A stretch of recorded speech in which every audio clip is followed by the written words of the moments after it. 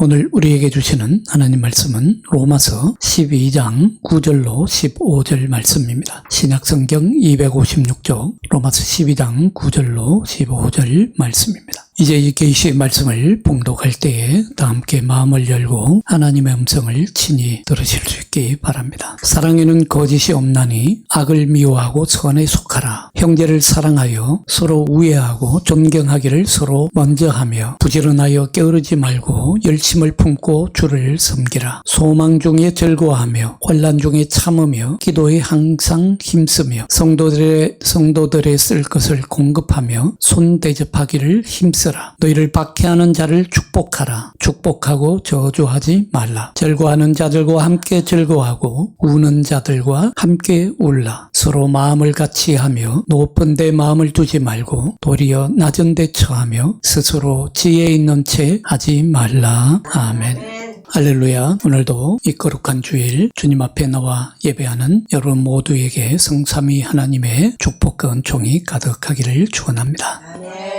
오늘 로마서 12장 9절에서 사랑은 거짓이 없어야 합니다 라고 말씀하시면서 악을 미워하고 선에 속하십시오 라고 말씀하고 있습니다. 사랑이라고 하면 우리가 가장 많이 듣고 가장 익숙하게 듣는 단어입니다. 유행가 가사에도 사랑이라는 주제가 가장 많고 시에도 사랑을 노래하는 시가 가장 많습니다. 흔하게 사용하는 말입니다만은 그러나 오늘 사도 바울이 말하는 사랑은 우리가 흔히 생각하는 사랑과는 차원이 좀 다릅니다. 단순히 감정적이거나 순간적인 애정을 말하는 것이 아니죠. 바울은 우선 거짓 없는 사랑을 말합니다. 사랑엔 거짓이 없어야 된다.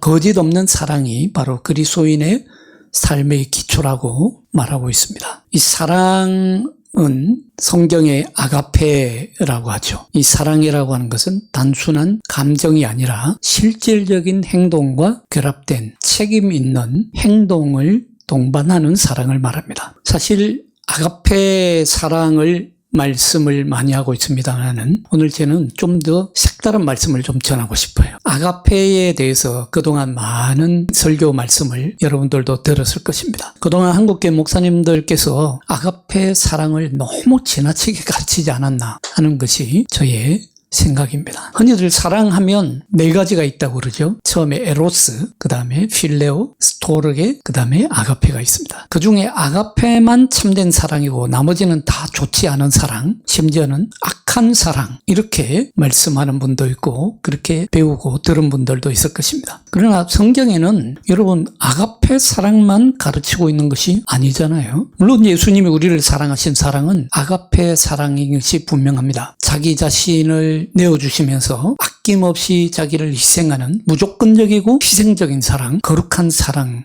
우리는 아가페라고 부릅니다. 그리고 실제로 그리스 철학에는 아가페라는 말이 없어요. 에로스, 필레오, 스토르게라는 말은 있는데 아가페라는 말은 없습니다. 그래서 아가페는 순수한 성경적인 말입니다. 그러나 그렇다고 해서 성경이 아가페 사랑만을 가르치고 있는 것은 아닙니다. 성경 속에는 에로스 사랑도 있어요. 에로스는 뭘 말합니까? 열정적이고 낭만적이고 남녀 간의 사랑을 주로 말할 때에 에로스라고 하죠. 성경에는 에로스가 없습니까? 성경에도 에로스가 있습니다. 그렇지 않습니까? 여러분들 아가스를 읽어보세요. 아가스를 읽다 보면 그것은 완전히 남녀 간의 사랑, 뜨거운 연애 편지입니다. 우리 그리스도인들은 성경을 잘 읽다가도 아가스만 읽다가 보면 낯이 뜨거워져서 슬슬 곁누질하면서 지나치기 쉽습니다. 그런데 하나님은 태초에 아담과 하와를 짝지어 주시는데 어쨌든 짝지어 주시잖아요. 그때 아담이 하와를 보고 뭐라고 얘기합니까? 너는 내 뼈 중에 뼈요?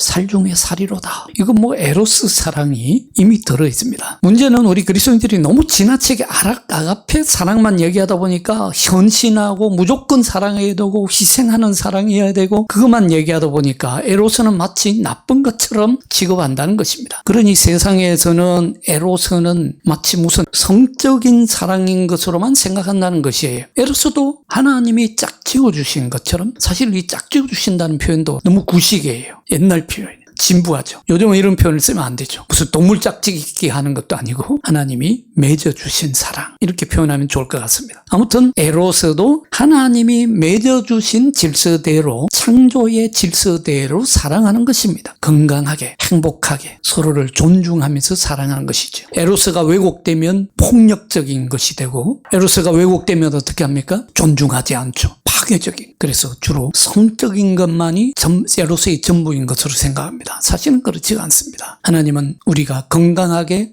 살아갈 수 있도록, 행복하게 살아갈 수 있도록, 서로를 존중하며 살아갈 수 있도록 너는 내 뼈 중에 뼈요 살 중에 살이로다. 아담은 하와를 어떻게 평생의 동반자로, 평생의 영적인 그리고 삶의 돕는 자로, 협력자로, 파트너로 섬기고 택한 것이 아닙니까? 그 다음 필레오는 친구 간의 우정이나 형제 간의 사랑을 뜻하죠. 인간적인 사랑이죠. 이것도 역시 마찬가지입니다. 성경에는 여러분 아가페만 가르치는 것이 아니라 필레오도 가르치잖아요. 여러분들 예수님은 제자들을 부르실 때에 제자들을 너희는 내 제자들이야, 너희는 내 학생들이야, 너희는 내 배우는 제자들이니까 무조건 내 말에 순종해야 돼, 이렇게 가르치지 않았어요. 예수님은 제자들을 부르실 때에 너희는 나의 형제니라, 형제라고 불렀어요. 그러니까 형제 사랑, 친구 사랑도 하나님이 주신 사랑의 한 가지 모습이라는 것입니다. 우리 그리스도인들이 너무 거룩하게 아가페 하다 보니까 이 아가페 사랑이 사실 쉽지 않거든요. 굉장히 어려운 것입니다, 여러분. 그렇잖아요? 아가페 사랑을 실천하고 사시는 분들이 그리스도인들 중에 몇 명이나 되겠어요? 무조건 희생하고, 무조건 헌신적이고, 무조건 자기를 내어주는 사랑, 그런 사랑을 한 사람이 몇이나 되겠습니까? 잘 실천이 되지 않지요. 그러니까 입으로만, 말로만 아가페 하고 있는 거예요. 그건 사랑이 아니지요. 필레오, 형제 사랑, 친구 사랑이라도 제대로 그리스도인답게 사랑하는 것이 하나님 사랑입니다. 그 역시 하나님이 주신 사랑의 참된 모습이에요. 제가 이 말씀을 왜 드리냐면, 안타깝게도 교회 안에서 우리가 형제요, 한 형제요, 한 자매요 하면서 실제로 세상에서 친구 의리, 교회 안에서 잘 못 지키는 분들 많습니다. 의리 하나도 제대로 못 지키는 분들 많아요. 같이 예수님 믿고 같이 하나님 섬긴다고 하면서 쉽게 배반하고, 쉽게 등지고, 쉽게 뒤에서 험담하고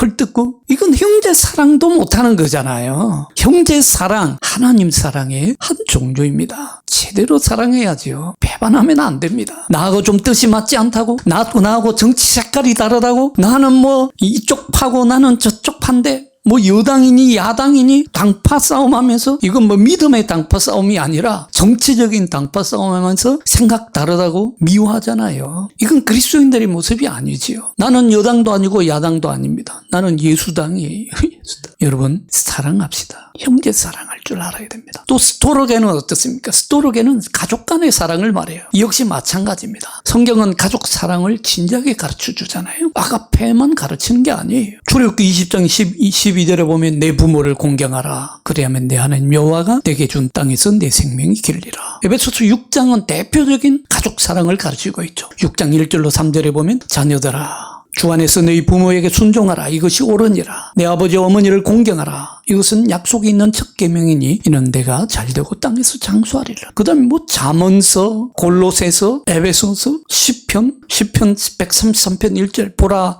형제가 연합하여 동감이 어찌 그리 선하고 아름다운 거. 가족 간의 사랑을 노래하고 있지 않습니까? 요한일서 4장 20절 누구든지 하나님을 사랑하노라 하고 그 형제를 미워하면 이는 뭐 하는 자라고요? 거짓말하는 자니. 보이는 형제를 사랑하지 않은 자는 보지 못하는 바 하나님을 사랑할 수 없느니라.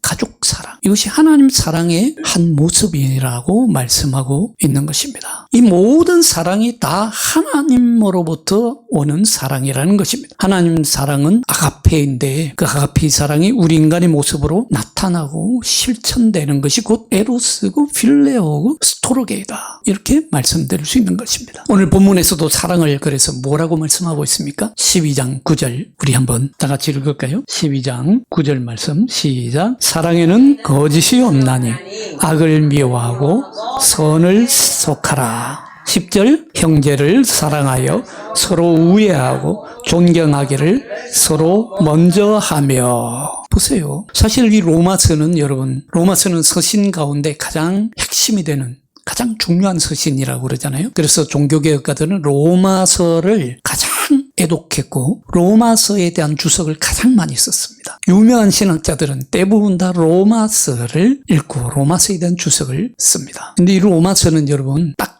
두 부분으로 구분되어 있어요. 로마서 1장부터 11장까지는 하나님 사랑이 무엇인지를 우리에게 알려주는, 그래서 구원을 알려주는 말씀입니다. 그래서 영어로는 인디카티브라고 그래요. 하나님 사랑이 무엇인지를 알려주고 설명해 주니까. 그러나 12장부터 마지막 16장까지는, 그러니까 1장부터 11장까지는 하나님의 은혜와 사랑을 쭉 설명해 주고 난 다음에 12장부터 16장까지는 그러면 우리 그리스도인들이 어떻게 살아야 될 것인가를 전해주는 말씀입니다. 그 12장이 시작되는 부분이에요. 오늘 12장 9절에서 뭐라고 말씀입니까? 사랑에는 거짓이 없어야 된다. 악을 미워하고 선에 속하라. 바울이 사랑은 거짓이 없어야 된다라고 말할 때 사용되는 헬라어 단어는요, 거짓이 없어야 된다는 말은 위선이 없어야 된다는 말과 뜻을 가지고 있습니다. 다시 말씀드리면 진정한 사랑은 가식이 없고 위선이 없고 마음 깊은 곳에서 우러나오는 사랑을 말합니다. 앞에서 제가 말씀드린 대로 그것이 에로스든 필레오든 스토르게이든 거짓이 없어야 돼. 가식이 없어야 되는 거예요. 진실한 사랑을 하라는 겁니다. 그것이 예수 닮은 사랑이라는 겁니다. 우리 사랑이 여러분 진실합니까? 누군가를 사랑할 때 겉으로는 미소 짓지만 속으로는 불평하고 험담하면서 딴 마음을 품고 있지는 않습니까? 바울은 우리 사랑이 투명해야 된다라고 가르치고 있습니다. 우리 내면을 새롭게 하고 우리 관계를 회복시키는 하나님의 사랑이 바로 이런 사랑이라는 것이죠. 그리고 악을 미워하고 선에 속하라.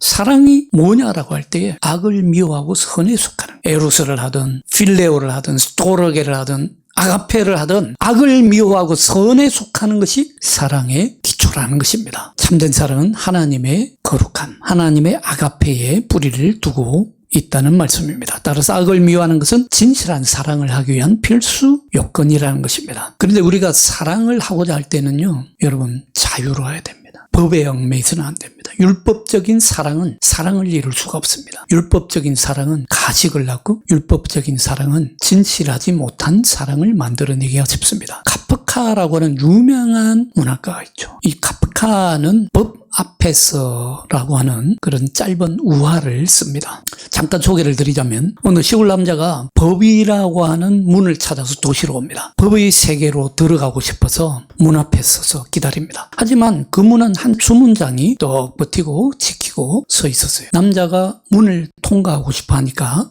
수문장이 이렇게 말합니다. 수문장이 큰 창을 땅에 짚으면서 지금은 들어갈 수 없소. 남자는 지금은 들어갈 수 없다니까 문 앞에서 기다립니다. 그러다가 한참 기다리는데 너무 오랫동안 기다리기 지루하고 힘드니까 수문장하고 이런저런 대화도 나누고 또 약간의 음식도 나누어 먹으면서 기다리는데 수문장은 계속 서서 아무리 친해져도 문을 열어주지 않습니다. 이 남자는 평생 동안 그 문 앞에서 기다리고 있습니다. 기다리다가 죽을 때가 다 됐어요. 죽음을 눈앞에 둔 그는 마지막으로 수문장에게 묻습니다. 아니, 문이 있는데 왜 아무도 이 문으로 들어가지 못했습니까? 자기뿐만 아니라 다른 사람도 아무도 들어가는 사람을 못 본 거예요. 그러자 수문장이 이렇게 대답합니다. 이 문은 사실 당신을 위해서 만들어진 것입니다. 그러나 나는 이제 문을 닫습니다. 뭔 말이에요? 사실 이 법이라고 한 문은 그 사람을 위해서 만들어져 있는 문이에요. 내가 열고 들어가면 되는 거예요. 들어가겠다 하면 들어갈 수 있는데 수문장이 지금 안 됩니다 하니까 안 들어가고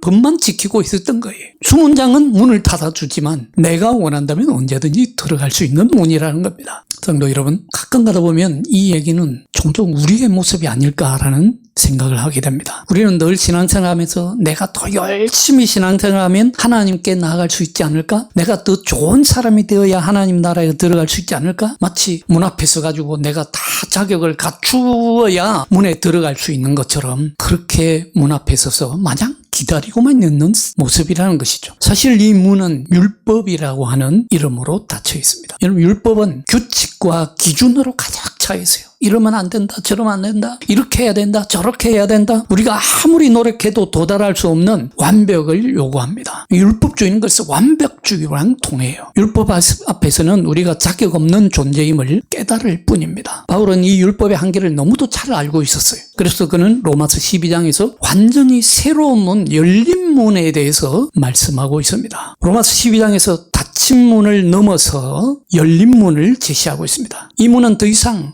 율법의 규칙으로 닫혀 있지 않습니다. 예수 그리스도의 은혜로 인해서 이미 활짝 열려 있어요. 예수님께서는 말씀하지 않았습니까? 하나님 나라는 여기 있다 저기 있다 할 것이 아니요 너희 속에 있느니라. 이미 우리 속에 있어요. 여러분 속에 이미 하나님의 나라가 있음을 여러분 믿습니까? 믿으시기 바랍니다. 이미 열려 있어요. 그런데 또다시 율법이라는 문을 통과하겠다고 그 앞에 서서 기다리는 그런 어리석은 우를 범하지 마시기 바랍니다. 하나님 나라는 먼 미래의 이상적인 왕국이 아니에요. 하나님 나라는 지금 여기에서 here and now 지금 여기에서 우리의 삶 속에서 경험할 수 있는 현실입니다. 하나님 나라는 어디 있다고요? 너희 속에 있느니라. 너희 가운데 있느니라. 이미 열려있다는 말씀입니다. 이것이 바로 하나님 나라를 살아가는 방식입니다. 서로 사랑하고 진실되게 거짓 없이 가식 없이 그리고 의의 편에 속하면서 서로를 사랑하고 어려운 사람을 돕고 함께 기뻐하고 함께 슬퍼하고 우는 자와 함께 울고 기도와 소망을 놓치지 않는 삶, 이것이 바로 천국의 삶이라는 것입니다. 하나님 나라는 우리가 사랑과 섬길 때에 우리 가운데 임한다는 말씀입니다. 예수님 말씀하지 않나요? 구하라 그러면 너에게 주실 것이요 찾아라 그러면 찾을 것이요 문을 두드리라 그러면 열릴 것이다. 하나님 나라의 문은 이미 우리 앞에 열려 있습니다. 그 문을 통과하기 위해서 기다릴 필요가 없습니다. 우리가 완벽해질 필요가 없습니다. 은혜로 들어가시기 바랍니다. 하나님이 여러분들에게 주신 자유함으로 그 문을 들어가시기 바랍니다. 성도 여러분, 하나님 나라의 문은 닫힌 문이 아닙니다. 그것은 예수님께서 이미 활짝 열어놓으신 문입니다. 우리가 그 문을 통과할 때 지금 여기서 하나님 나라를 살아가시기를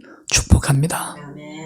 사랑하며 소망을 잃지 않고 기도와 섬김으로 하나님 나라를 세워갈 수 있기 바랍니다. 그래서 오늘 본문 말씀에 보면요 12장 9절에서는 진실한 사랑을 거짓 없는 사랑을 말씀해주고 있고 그 사랑은 10절로 13절에 보면 형제를 사랑하고 서로 친밀히 사랑하고 존경하기를 먼저 하라고 했어요. 먼저 내가 존경받고 난 다음에 존경하겠다. 그게 아니에요. 내가 먼저 존경하겠다. 세상에서는 경쟁 속에서 살아가고 만인 대 만인의 투쟁의 법칙 속에서 정결의 법칙 속에서 살아가지만 예수님은 서로 존경하기를 먼저 하라고 자신을 낮추는 섬기는 삶을 살라고 말씀하고 있는 것입니다. 예수님께서도 섬김을 받으러 온 것이 아니요 섬기러 오셨다고 말씀하지 않았습니까? 그리고 14절로 16절에서는 겸손하고 평화를 이루는 삶을 가르치고 있습니다. 서로 같은 마음을 품고 높은 것을 추구하지 말며 오히려 낮은 이들과 어울리십시오. 여기서는 공동체적인 사랑을 말씀하고 있습니다. 개인적인 사랑이 아니라 공동체의 사랑입니다. 공동체에서는요 겸손이 중요합니다. 평화를 강조하는 것이죠. 같은 마음을 품어라. 분열하지 말고 한 마음을 품고 하나됨을 추구하라는 말씀이죠. 성부와 성자와 성령 하나님이 하나 되신 것처럼 교회 안에서도 서로 한 마음을 품고 성령 안에서 연합하라. 그것이 하나님 사랑을 이루는 길이라는 것입니다. 또한 낮은 이들과 어울리라.